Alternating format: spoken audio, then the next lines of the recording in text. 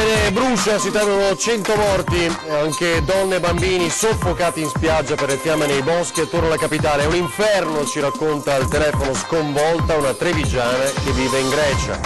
Nell'aprile di un anno fa aveva ucciso una moglie colombiana con 34 coltellate a Camisano Vicentino, condanna a 18 anni e 8 mesi per Mirko Righetto, niente aggravanti della crudeltà. Appena incontrata nel quartiere Arcella, poi abusa di lei, l'incubo per una giovane padovana che denuncia e fa arrestare il suo aguzzino, è un tunisino di 42 anni. Treviso ha un nuovo prefetto, Maria Rosaria Laganà, che subito si dice favorevole alla chiusura dell'ex caserma Serena, intanto sui migranti la nuova direttiva Salvini si puliscano le Camere. Sull'autonomia non accetteremo soluzioni al ribasso, è l'avvertimento del governatore sulla trattativa. Vogliamo tutte le 23 materie, il ministro Fraccaro, ma non a danno di altri. Il Venezia avrà un nuovo stadio nell'agosto 2023, presentazione in grande stile oggi con Brugnaro e il presidente Tacopina. Il sindaco non separiamoci da Mestre o salta tutto. Il sindaco vorrei ringraziare per il nuovo traffico veicolare. Inizia così in rima la canzone ironica che un imprenditore trevigiano dedica al sindaco di Valdobbiadene e lui replica: facciamo un duetto. Buonasera, ben ritrovati in diretta con le informazioni di Antena 3, il telegiornale del Veneto. Anche questa sera l'apertura è dedicata all'inferno di Atene. Si temono 100 vittime, ci sono centinaia e centinaia di feriti, più di 500, tutta la zona frequentata proprio dagli ateniesi dove hanno le case al mare è andata completamente distrutta. Ci sono cittadini veneti che lì vivono o che hanno rapporti proprio con quell'area per motivi economici. Oggi abbiamo raggiunto al telefono una trevigiana che vive ad Atene. La Grecia in fiamme, un bollettino drammatico di vittime che si aggiorna di ora in ora, si temono oltre 100 morti, centinaia i feriti, migliaia di persone in fuga, un inferno. L'Europa è sconvolta dalle notizie che arrivano dall'Egeo per i violentissimi incendi che sono divampati in diverse zone del paese attorno alla capitale. L'area più colpita, quella nella quale si è verificato il maggior numero di vittime, è quella di Mati, località balneare ad una quarantina di chilometri da Atene, e proprio ad Atene abbiamo raggiunto al telefono la dottoressa Maria Valeria Pomini, psicoterapeuta trevigiana, da anni trasferitasi nel capoluogo greco. È stata nella zona abitata da abitanti locali, molti ateniesi hanno lasciato la casa in quella zona e quindi più che altro credo che si tratti le vittime credo che siano greci. È una zona altamente abitata e purtroppo un vento fortissimo ha portato fuoco proprio nella zona delle abitazioni, per cui le persone sono state così assolutamente intrappolate, hanno cercato di fuggire verso il mare, ma moltissimi purtroppo sono stati raggiunti dal fuoco prima, quindi stiamo parlando di 54 vittime, mi sembra di aver sentito le ultime notizie, molti feriti. Sì, è una tragedia veramente assurda. Il governo ha dichiarato lo stato d'emergenza e i soccorsi si stanno muovendo da tutta Europa. La Farnesina sta verificando l'eventuale coinvolgimento di connazionali nella tragedia. Torniamo in Italia, rito abbreviato per l'imprenditore di Camisano che ha ucciso con 34 coltellate la moglie poco più di un anno fa. Oggi la condanna a 18 anni e 8 mesi di carcere. 13 aprile 2017, Mirko Righetto, imprenditore di 48 anni, uccide con 34 coltellate la moglie colombiana Nidia Losa Rodriguez nella loro abitazione di Via degli Alpini. Per Righetto, reo confesso, la procura aveva chiesto la pena di 30 anni di reclusione. Oggi è arrivata la condanna al termine del processo con rito abbreviato. Mirko, difeso dall'avvocato Marco Dalben, dovrà scontare 18 anni e 8 mesi. Troppo pochi per la famiglia della vittima e per gli avvocati che hanno sempre chiesto per l'imprenditore l'aggravante della sevizia, ma che hanno anche dichiarato oggi a margine della sentenza che questa non sarà impugnata. Per la figlia piccola il giudice ha liquidato un risarcimento previsionale di 600.000 euro, 40.000 euro a testa invece per i genitori di Nidia. L'imprenditore vicentino, ma originario di Padova, aveva usato un coltello a serramanico che fu subito ritrovato dai carabinieri. La coppia viveva assieme in una villetta a Schiera insieme alla figlia piccola, erano sposati da 4 anni. Righetto, dopo aver ucciso la moglie aveva chiamato la mamma, che abitava poco distante, per farle venire a prendere la figlia, che per fortuna non si accorse di nulla. Fu lui stesso a chiamare i carabinieri. «Venite», aveva detto, «ho ucciso mia moglie». Per la custodia della piccola deciderà il Tribunale dei minori. Un grave episodio nel quartiere Arcella nelle scorse ore. Una ragazza padovana ha raccontato di aver subito violenza da uno straniero, che poi è stato intercettato e fermato dai carabinieri. Grave episodio di violenza all'Arcella. Un tunisino di 42 anni è stato fermato dai carabinieri della compagnia di Abano Terme dopo una rapidissima indagine con l'accusa di violenza sessuale. Vittima una giovane donna padovana conosciuta poche ore prima. Hanno assunto dello stupefacente e poi questa ragazza è stata portata da questo soggetto nel casolare dove lui dimorava occasionalmente.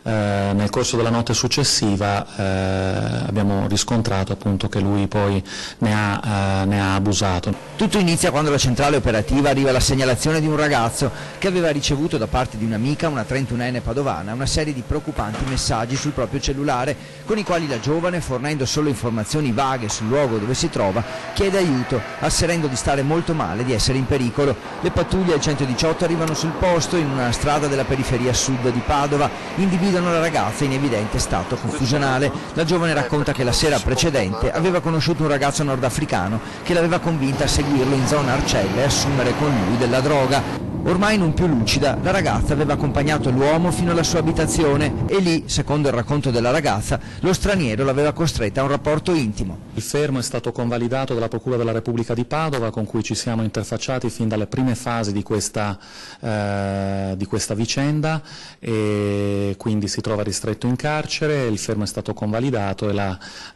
ragazza, in buone condizioni di salute, insomma, sta recuperando da questa bruttissima vicenda nella quale è rimasta coinvolta.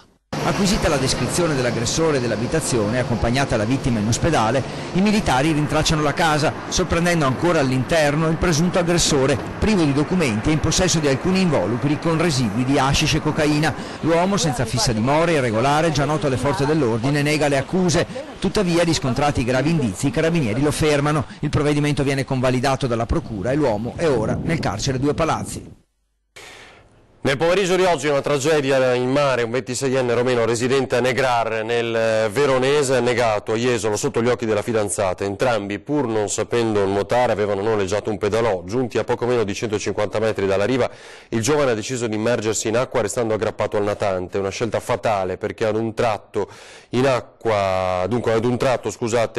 26enne ha mollato la presa finendo sott'acqua. Le grida d'aiuto della fidanzata hanno richiamato l'attenzione del bagnino, che è riuscito a individuare il giovane e a portarlo a riva. Vani purtroppo i tentativi di rianimazione praticati dallo stesso bagnino e poi dai sanitari del SUEM. Negli stessi minuti è stato salvato in extremis il proprietario dei pedalò, un 71enne di Cavallino Treporti, colto da infarto. L'uomo è stato trasportato in codice rosso all'Angelo a Mestre. Per il ragazzo di 26 anni, come dicevamo, purtroppo niente da fare. Torniamo a Padova, la brillante operazione dei carabinieri che a Montagnana hanno recuperato opere d'arte rubate per un valore di 120.000 euro. 7 quadri, 3 specchiere e un crocefisso di pregio è il bilancio dell'operazione dei carabinieri della stazione di Montagnana, che in collaborazione con i carabinieri di Verona hanno recuperato opere d'arte per un valore complessivo di 120.000 euro. Uno dei quadri, tra l'altro, è opera del famoso pittore Eugenio Edoardo Zampighi. Tutto era stato oggetto di furto e nascosto all'interno di un'abitazione di Montagnana. I ladri erano entrati in azione circa un mese e mezzo fa all'interno di un'abitazione del centro di Verona. A denunciare il furto il proprietario, un imprenditore della Bassa Padovana. Le indagini, dopo aver verificato le immagini di videosorveglianza di un'abitazione limitrofa, si sono subito concentrate su un 62enne di Montagnana che nel passato aveva svolto alcuni lavori all'interno dell'abitazione in cui era avvenuto il furto. Quando i carabinieri hanno perquisito l'abitazione dell'indagato, hanno trovato tutti i quadri e gli oggetti d'arte rubati, ma anche altre opere d'arte, tra cui statue e quadri. Per questi ultimi oggetti sono in atto accertamenti finalizzati a stabilirne la provenienza, con il coinvolgimento del Nucleo Carabinieri Tutela Patrimonio Culturale di Venezia. L'uomo è stato così denunciato alla Procura della Repubblica di Verona per il reato di furto in abitazione. Il nuovo prefetto di Treviso, Maria Rosaria Laganà, è subito oggi alla presentazione in città il tema migranti. La continua richiesta di sicurezza legata alla presenza di immigrati e richiedenti asilo, ma anche il bisogno di tranquillità delle imprese e le legittime aspettative degli ex azionisti delle popolari che hanno perso tutto. Maria Rosaria Laganà, nuovo prefetto di Treviso, sa bene quali sono le istanze che arrivano da un territorio molto simile a quello che ha appena salutato, Pordenone. Il suo arrivo ha quasi coinciso con il cambio di amministrazione nel capoluogo, amministrazione che preme per chiudere il centro di accoglienza all'ex caserma Serena. Ci deve essere una riduzione degli arrivi e un progressivo svuotamento delle strutture. Si può anche immaginare che prima o poi anche questa struttura venga chiusa. Questo in prospettiva, sottolinea Laganà, ma ad ora va gestito il presente. Le scuole non si possono chiudere fin quando ci sono ospiti, evidentemente, perché poi averli in giro senza assistenza, senza alcuna controllo sarebbe assolutamente la cosa peggiore che ci si possa augurare. Al tempo stesso credo che qualsiasi attività che possa servire a dare sicurezza ai cittadini attraverso i controlli sia all'esterno ma anche all'interno, perché non dimentichiamoci che queste persone devono essere garantiti servizi per i quali ovviamente paghiamo una cifra, e quindi la preoccupazione della prefettura e da questo punto di vista ogni collaborazione anche da parte delle istituzioni comunali è importante perché tutto venga fatto al meglio. Altro fronte su cui non abbassare la guardia è quello del rischio di infiltrazioni mafiose nel mondo economico veneto e trevigiano. C'è la necessità che gli imprenditori operino nel rispetto delle norme, ma al tempo stesso siano messi al riparo da possibili contaminazioni o infiltrazioni della criminalità. Infine il percorso già avviato dal precedente prefetto Laura Lega al fianco dei risparmiatori truffati, un ruolo che Laganà intende mantenere.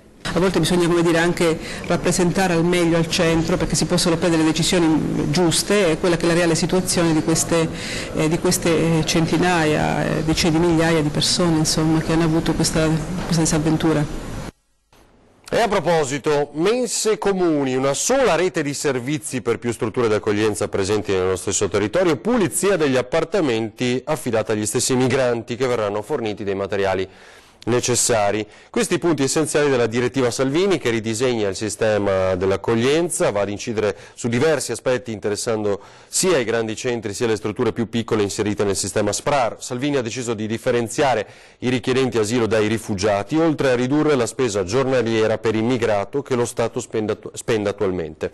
Appena giunto in Italia, l'immigrato dunque sarà ospitato in un centro di accoglienza. A lui saranno riservati solo vitto e alloggio. Solo una volta ottenuta una forma di protezione inizieranno gli interventi per l'inclusione sociale. Veniamo adesso al tema dell'autonomia. Non vorrei che tutti si accontentassero della soluzione al ribasso, parola di Luca Zaia, il governatore del Veneto è irritato in questa intervista al Corriere della Sera sull'iter dell'autonomia. Non so, magari è solo una sensazione, sento fare da alcuni azzeccagarbugli ipotesi che i veneti non possono accettare il referendum, è stata una iniziativa del Veneto a cui poi si è aggiunta la Lombardia, quindi l'Emilia che si è agganciata senza referendum approfittando dell'abbrivio da noi creato, dice Zaia. Ora vedo che mezza Italia chiede autonomia, ecco, non vorrei che si approfittasse, dice ancora, di questo improvviso interesse per prospettare a tutti e per tutti ipotesi limitate e inaccettabili. Noi abbiamo chiesto 23 materie e su tutte quelle vogliamo trattare. È intervenuto oggi anche il Ministro per le Riforme Riccardo Fraccaro, in audizione alla Camera. Il Paese ben si confà, ha detto, a un regionalismo differenziato. Certo è una procedura complessa perché l'attribuzione di nuove competenze, dice il Ministro, non deve essere a danno di altre regioni. Restiamo a Roma in qualche maniera perché al Ministero dell'Economia e delle Finanze i sottosegretari Bitonci e Villarosa hanno incontrato i risparmiatori truffati dalle banche venete. Fra le principali proposte emerse ci sono l'aumento della dotazione del fondo di ristoro e la necessità di definire precise modalità di rimborso e criteri di applicazione, nonché la semplificazione delle procedure di adesione. Al Ministero dell'Economia e delle Finanze a Roma sono arrivate questa mattina decine di associazioni, ma è come se in quell'aula si fossero seduti migliaia di risparmiatori truffati da quelle che credevano essere banche vicine al territorio. Noi abbiamo chiesto immediatezza e spendibilità subito e modifica e miglioramento della legge, il governo deciderà su da farsi, speriamo in tempi brevi. Ho appena passato a Villarosa il testo con le modifiche, il testo della legge Baretta, denominata legge Baretta, con le modifiche che sono state apportate dal professor Bettiol, vedremo adesso in seguito. presentato dall'associazione Azzerino Daunara un piano di priorità per destinare subito i primi 25 milioni di euro del fondo alle persone in difficoltà. Alcune associazioni hanno invece proposto nuove modalità di risarcimento attraverso il prelievo dei crediti deteriorati. Sul tavolo si sono sedute 40 associazioni da tutta Italia. Soddisfatta la Lega Nord, che si è fatta promotrice dell'incontro e che farà da intermediario con il ministro Tria. Al tavolo di lavoro erano presenti anche i deputati veneti del Movimento 5 Stelle. Un grande passo avanti nella strada e nel percorso che ci porterà finalmente a dare giustizia a queste persone che hanno perso i propri risparmi per colpa di banche che di fatto hanno distrutto quello che era il capitale umano di un intero territorio, di tutta Italia ma soprattutto del Veneto. Sarà la nostra casa e la casa dei tifosi, così alla presentazione del futuro nuovo stadio del Venezia il presidente Joe Tacopina. Al suo fianco Brugnaro, inaugurazione nel 2023. This community has embraced me and I've embraced this community in a way that I never could have imagined. In questi 3 anni sono stato accolto da questa comunità, il mio cuore è cambiato, mi sono sentito abbracciato in un modo che mai mi sarei aspettato.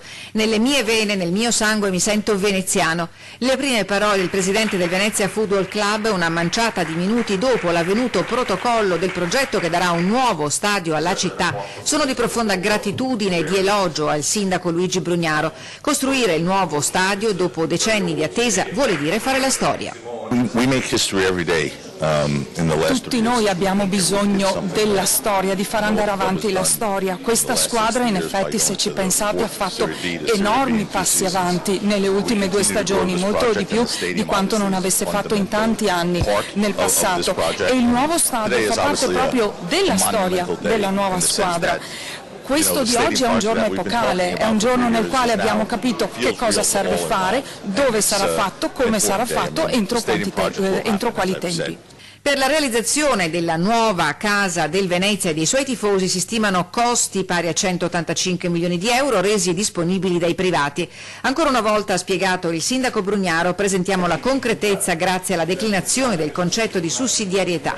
In quasi 3 anni di lavoro sono state analizzate le fasi operative, tecniche e architettoniche dell'opera, che nascerà nell'area del quadrante di Tessera, a 20 minuti di macchina da Venezia, vicina all'aeroporto e all'autostrada, servita dalla futura stazione ferroviaria. Uno stadio da 18.000 posti espandibili a 25.000, con un hotel a 4 stelle, parcheggi e un retail park con attività commerciali e un museo per raccogliere le testimonianze dell'archivio che racconta i 110 anni di storia del Venezia Football Club. L'iter prevede passaggi burocratici in comune e regione, a settembre 2019 la pubblicazione della gara a evidenza pubblica e l'anno successivo la presentazione del progetto esecutivo. Primo mattone a gennaio 2021, inaugurazione ad agosto 2023 e a meno che durante gli scavi non si trovi la camera da letto di Giulio Cesare, scherza Tacopina. I tempi saranno rispettati perché... That's my only real fear. My fear is not Italian bureaucracy. Non sono preoccupato per quanto riguarda la burocrazia italiana, perché qui ci troviamo in Veneto e mi sono reso conto che le cose in Veneto vanno un po' diversamente rispetto ad altrove. Inoltre il sindaco Brugnaro è un leader spettacolare, è un imprenditore, sa come vanno fatte le cose.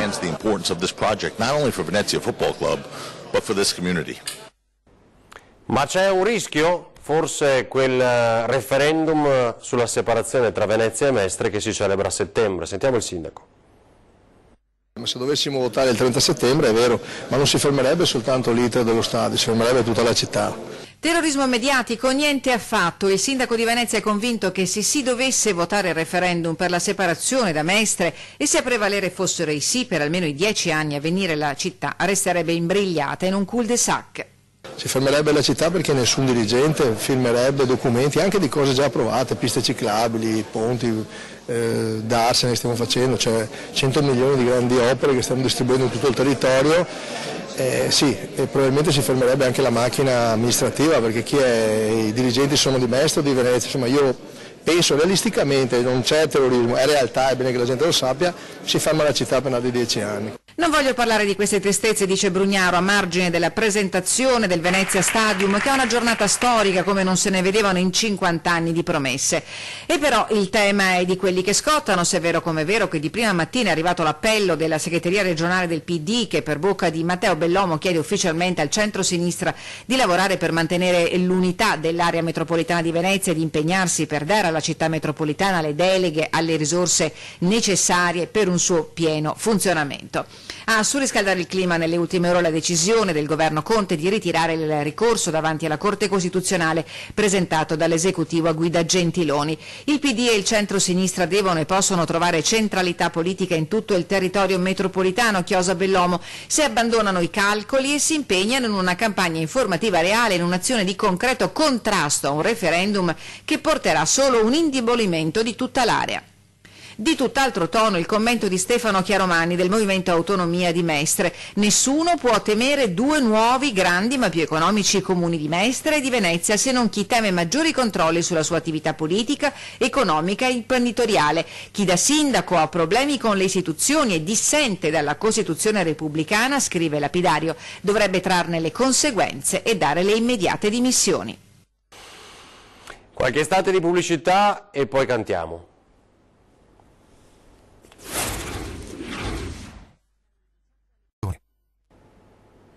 Torniamo in diretta al telegiornale del Veneto, dunque contestazione per la nuova viabilità nella zona di Valdobbiadene, in note al sindaco. Mio caro sindaco, vorrei ringraziare per il nuovo transito veicolare. Sono ancora stordito però, prima o poi mi raccapezzerò. Impazza sul web il videoclip di Marco Spinetta, cantautore che simpaticamente ha ironizzato sulla nuova viabilità. Una canzone folk con tanto di rime che sdrammatizza i toni ma puntualizza sui punti neri del sistema viario. Lo so, in fondo non è niente di male, tutti protestano ma forse è normale, dicono non siamo mica a Milano, mi basta non vadano contromano. Lo dedica al sindaco di Valdobbiadene, Luciano Fregonese, che sorride e risponde a tono. Appena sentito, ho visto il video, ho scritto un messaggio dicendo a Marco che avessi continuato a seguire le sue lezioni avremmo potuto fare un duetto alla Samuel Garfunkel, ma mea culpa ho abbandonato le lezioni a suo tempo, quindi potrei al massimo cantare anche se non sono molto intonato. E allora lo facciamo fare a Marco, che è riuscito con la sua canzone a strappare il sorriso dei residenti e stemperare le proteste. Titolare assieme alla sua famiglia della più piccola torrefazione d'Italia, ha unito la sua passione per la chitarra con l'idea di far sentire la propria opinione. Ed il sindaco aggiunge: faccio i complimenti a Marco per aver realizzato questa canzone che spero diventi un po' il tormentone dell'estate. Sono d'accordo che non siamo a Milano, ma spero che tutti vadano piano. Vedremo dunque. Resta il tempo di ricordarvi la programmazione di questa sera con 20:10, Alberto Villanova, ospite, consigliere regionale della Lega, Nicolò Rocco del Partito Democratico. Parliamo della nuova direttiva Salvini dell'accoglienza profughi. È tutto, grazie per averci seguito, adesso le previsioni meteo per le prossime ore. Buona serata.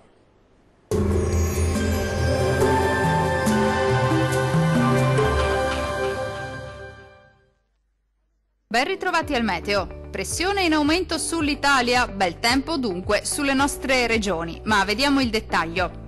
Sul Veneto ampio soleggiamento ovunque, specie al mattino, ma dal pomeriggio non si esclude qualche breve acquazzone di calore sui monti. Altrove invece si manterrà buono, con cielo sereno o al massimo poco nuvoloso un po' su tutti i settori. Temperature minime tra 17 e 23 gradi, valori massimi compresi invece tra 29 e 34 gradi. Spostiamoci ora a vedere che tempo farà sul Friuli Venezia Giulia. Poche novità anche sulla nostra regione, il tempo sarà in prevalenza asciutto e stabile, con ampio soleggiamento al mattino, poi qualche rovescio sulle Alpi, ma generalmente di breve durata. Temperature minime tra 20 e 23 gradi, valori massimi oscillanti invece tra 31 e 33 gradi circa. Infine uno sguardo alla situazione meteorologica del Trentino Alto Adige. Prosegue il bel tempo un po' su tutta la nostra regione, con ampio soleggiamento ovunque. Qualche temporale, tuttavia, sarà possibile al pomeriggio, specie sui settori meridionali. Temperature minime tra 17 e 18 gradi, valori massimi compresi invece tra 31 e 33 gradi. Dal meteo di Antenna 3 per ora è tutto. Arrivederci al prossimo aggiornamento.